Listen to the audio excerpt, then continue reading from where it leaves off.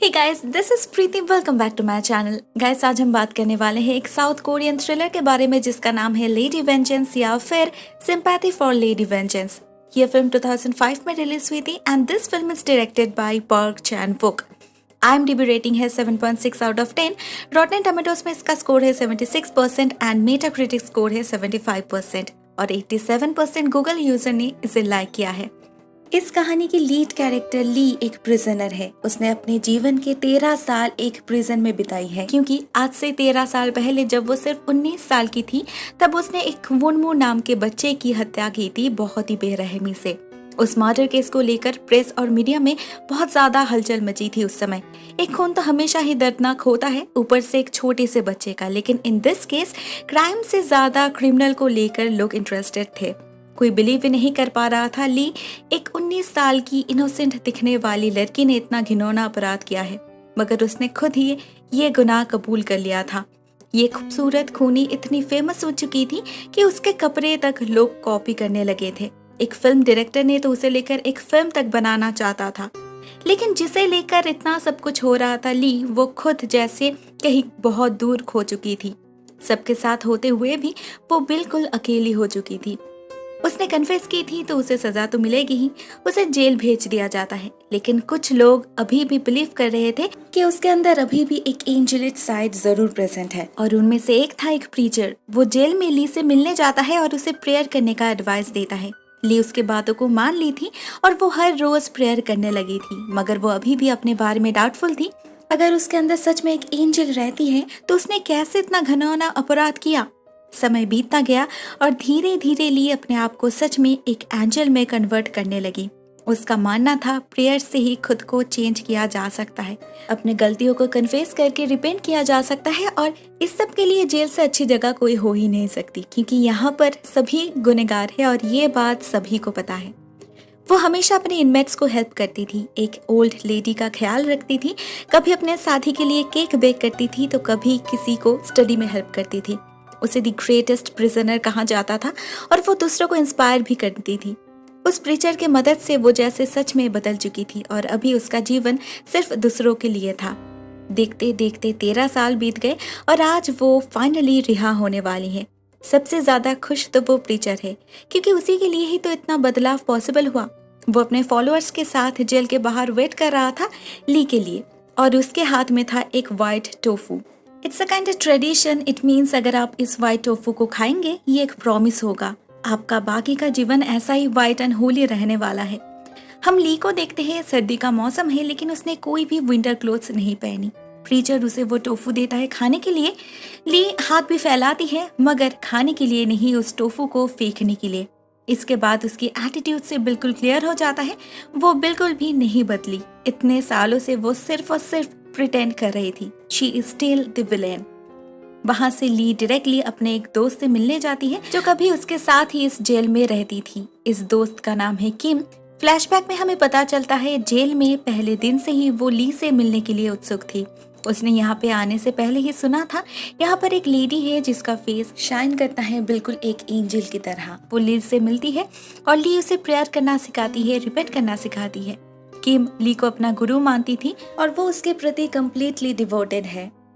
आज इतने सालों के बाद जब ली उससे मिलने आई है तो किम बहुत ज्यादा खुश है, मगर ली बहुत ही कोल्डली बिहेव कर रही थी, जैसे उसे सिर्फ अपने काम से मतलब है। वो लोग किसी प्लान के बारे में बात करने लगते हैं और ली कहती है ये प्लान आज नहीं बल्कि 13 साल पहले शुरू हुआ था। वो लोग सो जाते हैं और ली एक सपना देखने लगती है, एक भयानक सपना, वो जो हमेशा देखती है। एक स्नोई वेस्टलैंड, चारों तरफ सिर्फ बर्फ ही बर्फ, और वो एक आदमी को खींच रही है जिसका चेहरा तो एक इंसान का है मगर शरीर एक कुत्ते का। ली उसके आंखों में देखती है और उसे शूट कर देती है। हम उसके चेहरे को देख पाते हैं, उसने मेकअप कर रखा है और उसका लुक कम्प्लीटली बदल चुका है। वो हंस रही है जैसे इस खून से उसे जीवन भर का शांति मिली है, और ये हंसी रियलिटी में भी झलक रही है। नेक्स्ट डे वो यूनमू के पेरेंट्स से मिलने जाती है। यूनमू मतलब वही बच्चा जिसे उसने किडनैप और खून किया था। वो यहाँ पर उनसे माफी मांगने आई है। ली एक चाकू से अपनी एक उंगली काटने लगती है और उसका प्लान ये था वो तब तक नहीं रुकेगी जब तक वो लोग उसे माफ न कर दे।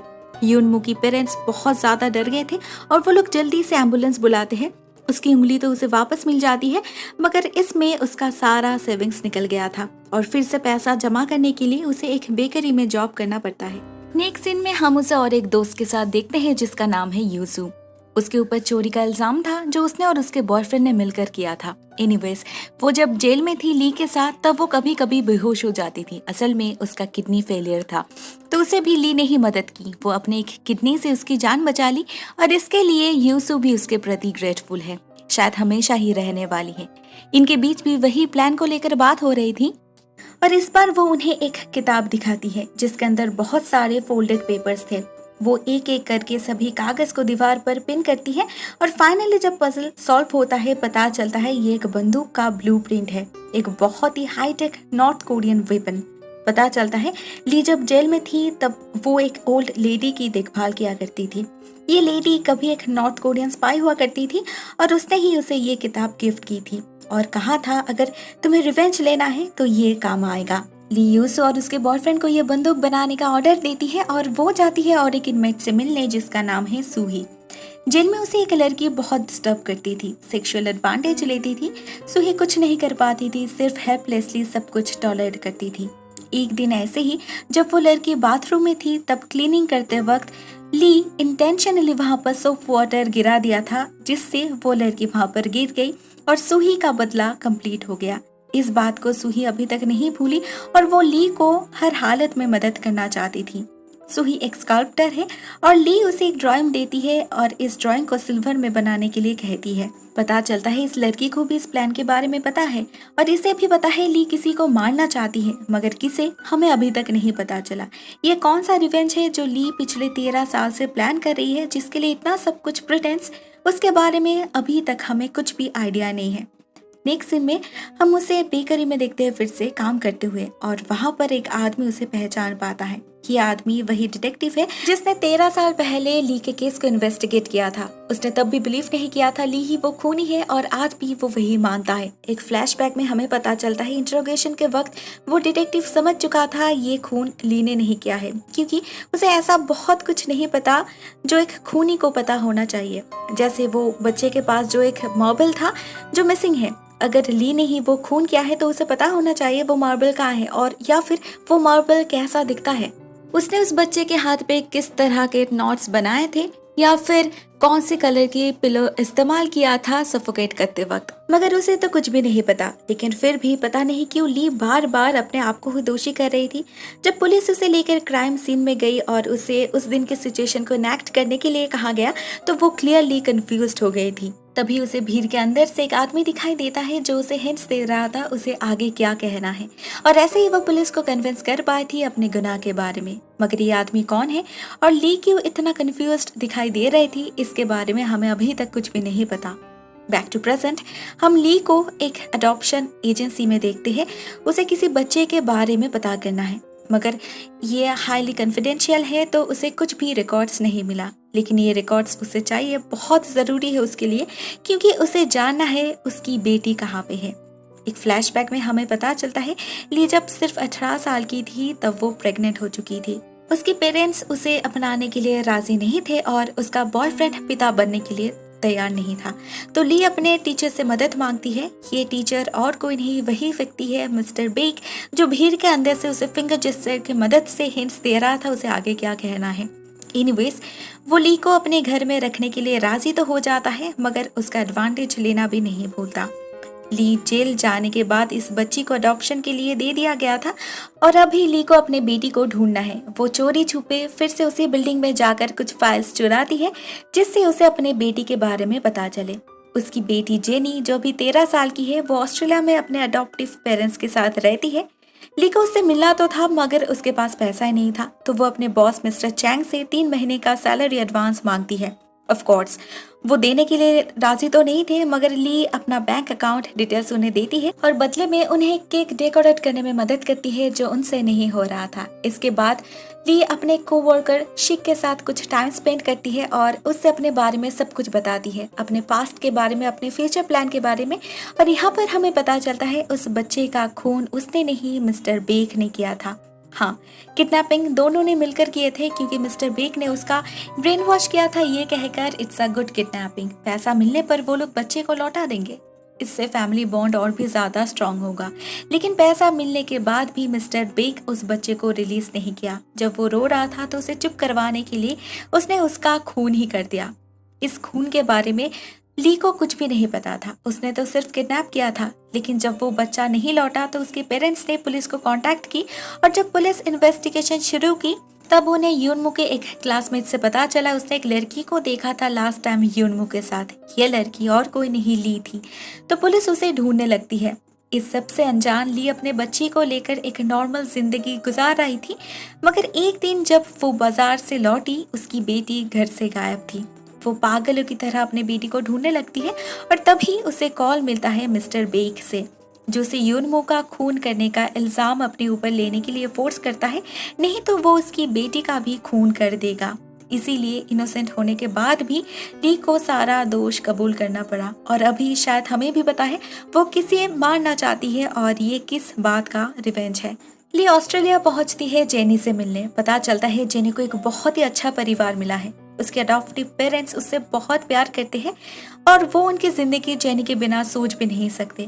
मगर जेनी शायद उनसे उतना प्यार नहीं करती, लगाव तो है मगर उतना गहरा नहीं। वो ली के साथ सोल जाने की जिद करती है, ली डायरेक्टली मना कर देती है मगर उसकी बेटी उससे भी ज्यादा जिद्दी है। 1000 बार मना करने के बावजूद जेनी अपने अडॉप्टिव पेरेंट्स को छोड़कर ली के साथ सोल रवाना हो जाती है अगले ही दिन। ली अपने बेटी को लेकर कोरिया में वापस तो आ चुकी थी मगर वो अभी भी अपने प्लान को लेकर माइंडफुल है। वो अपने दोस्तों से जाकर मिलती है। यूसू से उसे वो बंदूक मिल चुकी थी और सूही से वो स्कल्पचर, और ये वेपन बिल्कुल वैसा ही दिख रहा था जैसा उसने सपने में देखा था। उसकी गन तो बिल्कुल रेडी थी मगर एक ही प्रॉब्लम है, इसका रेंज बहुत ही कम है। एनीवेज पहला पार्ट तो कंप्लीट हो चुका था, अभी नेक्स्ट स्टेप के लिए प्रिपरेशन जरूरी है। वो एक लेडी से जाकर मिलती है जो अभी तो फिलहाल मिस्टर बेक की पत्नी है मगर पहले वो ली के साथ उसी जेल में रहती थी। इस लेडी का नाम है पार्क और जेल में उसे भी वही लड़की डिस्टर्ब करती थी जो सूही को डिस्टर्ब करती थी। एक दिन वो अचानक से बीमार पड़ गई, उसे हॉस्पिटलाइज होना पड़ा और वहां पर उसकी देखभाल करती थी ली एज अ वॉलेंटियर, और वो खाने में ब्लीच मिलाकर उसे देती थी जिससे उस लड़की की मौत हो गई। इससे उसे कुछ लोग विच कहने लगे, लेकिन इससे पार्क और सूही के साथ साथ बहुत सारे लोग उसके प्रति ग्रेटफुल थे। अभी ली पार्क से मिलकर उससे मिस्टर बेक से बदला लेने का प्लान शेयर करती है जिसमें पार्क भी पार्टिसिपेट करने वाली है क्योंकि वो भी मिस्टर बेक जैसे एक अब्यूसिव हस्बैंड से तंग आ चुकी थी। वो लोग प्लान तो कर रहे थे और पॉसिबली आज रात ही सब एग्जीक्यूट करने वाले थे मगर उन्हें नहीं पता था उनके ऊपर कोई नजर रख रहा है। ये वही प्रीचर है जिसे लगा था उसने सच में खूनी को एंजल में कन्वर्ट कर पाया है। अभी जब उसे पता चला उसकी 13 साल की मेहनत वेस्ट हो गई तो वो सीक्रेटली मिस्टर बेक के लिए काम करना शुरू किया और उसका काम यही था ली पर नजर रखना।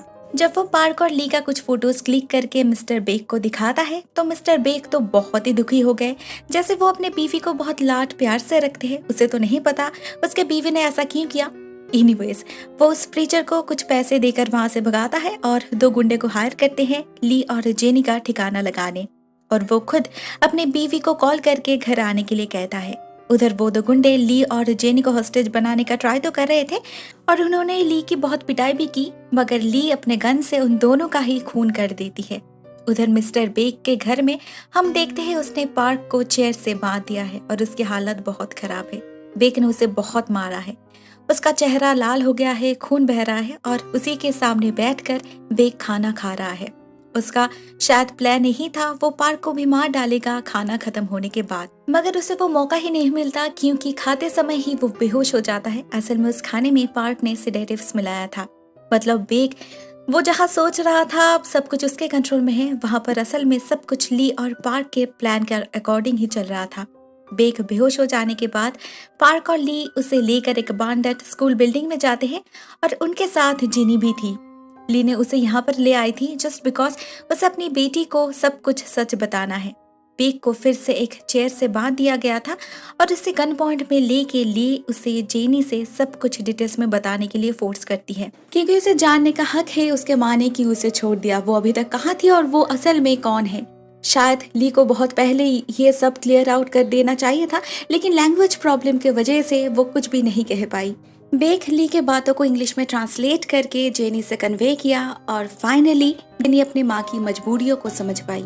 इसके बाद ली को बेक का फोन मिलता है जिसके साथ एक कीचेन अटैच था और उसके साथ कुछ टॉयज अटैच था, जिनमें से एक था वुनमो का मार्बल।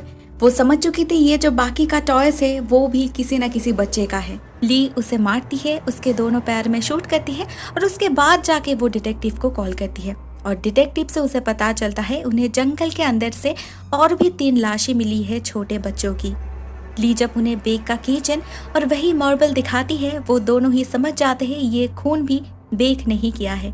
बेक के घर से उन्हें कुछ वीडियो टेप्स मिलती है, ये उन्हीं बच्चों की वीडियो टेप्स है जिनकी लाश मिली है जंगल के अंदर से और इन वीडियो टेप्स में क्लियरली विजिबल है कैसे मिस्टर बेक ने उन्हें टॉर्चर किया था और उनका खून भी किया था। ली इन बच्चों की पेरेंट्स को कॉल करती है और उन्हें मिलने के लिए बुलाती है। सभी पेरेंट्स जब एक साथ होते हैं तो ली और डिटेक्टिव्स उन्हें वो वीडियोस दिखाते हैं। वो लोग अपने आंखों के सामने अपने ही बच्चे का खून होते हुए देखते हैं और साथ ही साथ खूनी को भी पहचान पाते हैं। असल में ये जो मिस्टर बेक है जो अब एक स्कूल टीचर है, उसने बार बार अपना एड्रेस चेंज किया है पिछले 13 सालों में। बेक जहाँ भी जाता था एक स्कूल में जॉब लेता था और उसी स्कूल से एक बच्चे को किडनैप करता था, लेकिन कभी भी अपने क्लास से नहीं और इसीलिए कभी भी पुलिस का शक उस पर नहीं गया। वो रैंसम के लिए कॉल तो करता था लेकिन पैसा मिलने के बाद भी कभी भी उन बच्चों को वापस नहीं करता था, क्योंकि उन बच्चों को किडनैप करने के तुरंत बाद ही वो उन बच्चों का खून कर देता था और फिर पैसा मिलने के बाद कहीं और शिफ्ट कर जाता था। अभी जब सभी पेरेंट्स को सब कुछ पता है, ली उन्हें 2 ऑप्शंस देती है, इधर वो बेक को डिटेक्टिव के हवाले कर दे या फिर वो लोग सभी मिलकर अभी इसी वक्त बेक को सजा दे सकते हैं। डिसीजन लेने के लिए वो लोग वोट करेंगे, जिस ऑप्शन पर ज्यादा वोट मिलेगा वही फाइनलाइज होगा।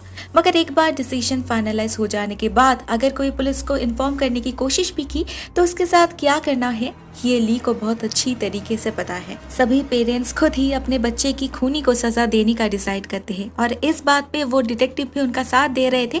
ली उन्हें बेक के पास ले जाती है और उन्हें एक प्लास्टिक शीट देती है जिसे फ्लोर पर बिछाना है जिससे कोई भी सबूत ना मिले और उन्हें भी रेनकोट जैसा कुछ पहनना है।